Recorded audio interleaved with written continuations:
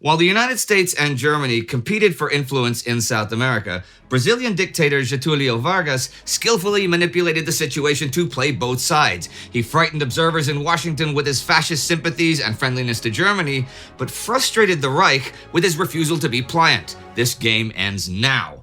On August 22nd, 1942, Vargas declares war on Germany and Italy. World War II has come to South America. Here's how it happened.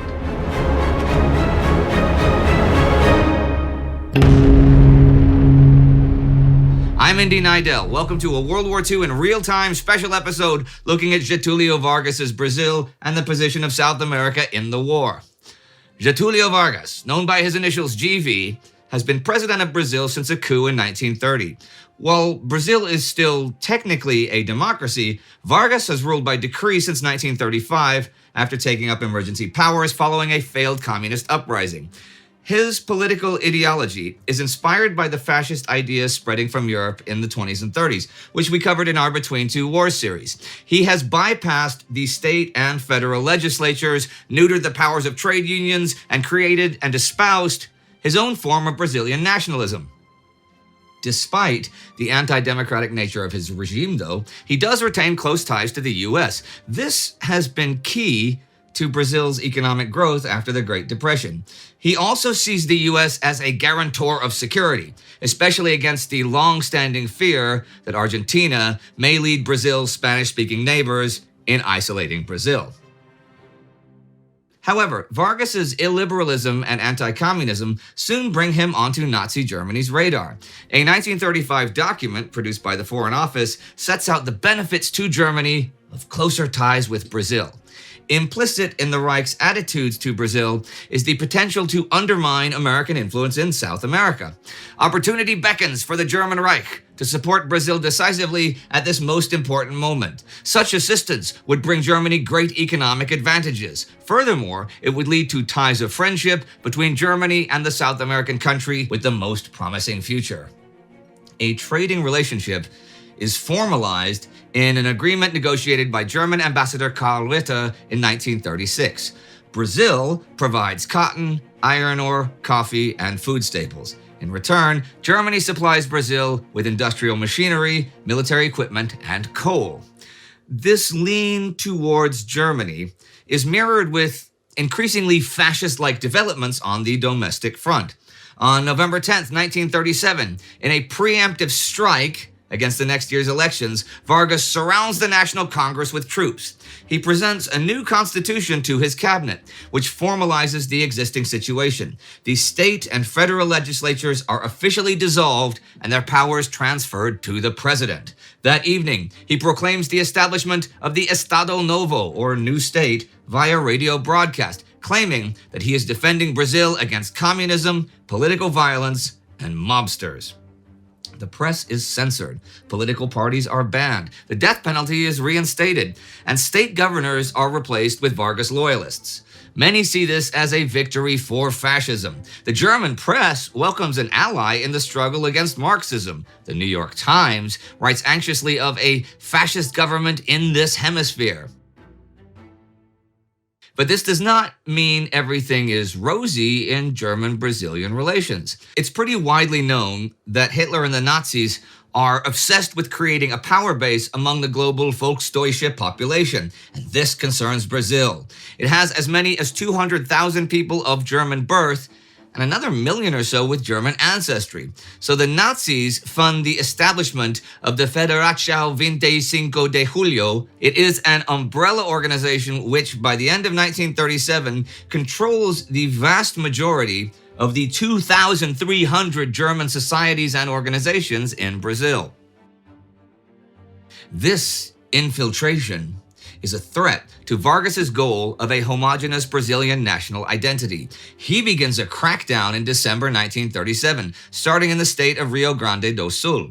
The wearing of Nazi insignia and the production of Nazi propaganda is forbidden. Groups directly connected to foreign headquarters are ordered shut, and all foreign schools must begin teaching Portuguese. These efforts continue throughout January and February of 1938. On February 25th, German Ambassador Karl Ritter visits Vargas to protest. Fearing that the lucrative commercial relationship is threatened, Vargas goes on a charm offensive. Ritter reports, "The president, at the end of the conversation, expressed himself as he had previously done repeatedly in public in very friendly fashion towards the German community in Brazil." Vargas craftily uses the same meeting to ingratiate himself with the U.S. The version of events given to Ambassador Jefferson Caffrey and summarized in his cable to Washington, D.C. is very different. Ritter adopted an almost threatening attitude in regard to the recent measures taken against the Nazis here. The president replied sharply that he would not tolerate Nazi activities in Brazil.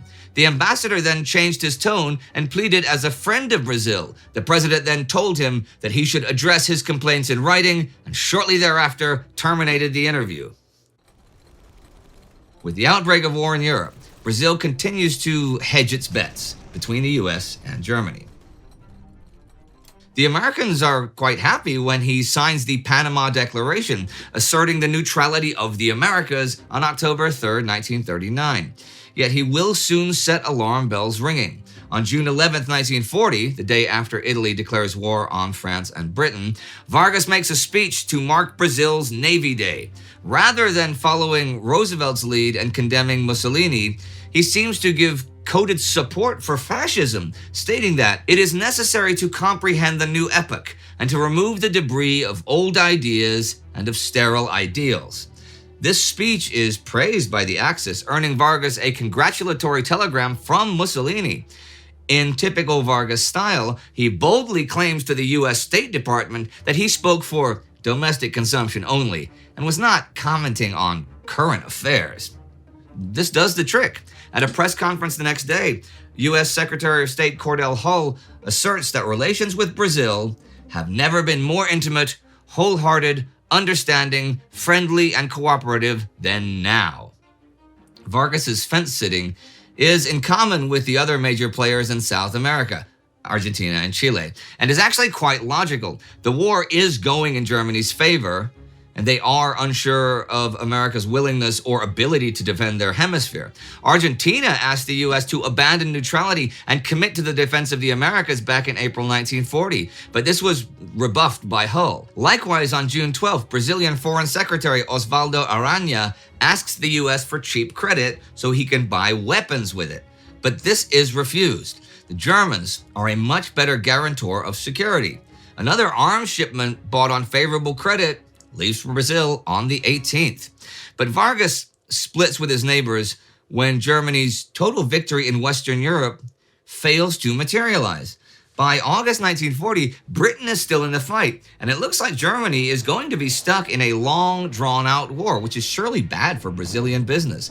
Vargas continues to reassure the German embassy of his friendly intentions, but sees the U.S. now as a more stable partner, and begins strengthening economic and military ties. On September 22nd, he decides to place all of Brazil's resources on the side of the U.S. He also accepts an American offer to build a new steel mill over one from the German firm Krupp.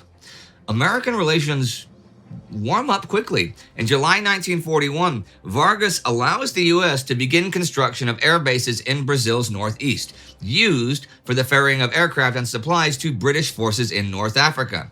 In October, a $100 million Lend-Lease agreement is made. Ties deepen further after Pearl Harbor in December. When the Pan-American response is decided at the Rio Conference in January 1942, Vargas complies with its recommendations and severs commercial and financial relations with the Axis. He also begins mopping up the extensive German spy network operating in Brazil. Astrid covered this operation, codenamed Bolivar, in her Spies and Ties series, so check that out to learn more. And about the Vargas diamond, you don't want to miss that. Anyhow, in contrast, Argentina and Chile refuse to cut off relations and continue to harbor German agents. But although he has set himself apart from his neighbors, Vargas won't declare war just yet. He is quite worried about his rival Argentina and feels the U.S. hasn't offered the military support he needs. Argentina and Brazil have been competing for domination of Bolivia, and Vargas is afraid of an incursion along their 1,200-kilometer shared border. these misgivings are only reinforced by Argentina's continued association with the Axis, and are given credence as Argentina begins strengthening its border garrisons in February. Vargas and Arana want assurances that in event of an Argentine-Brazilian conflict, the U.S. will support him. It's a recurring point of contention. For months, Arana pesters the Americans to stop buying tungsten, zinc, and wool from the Argentinians. The final issue is one of shipping.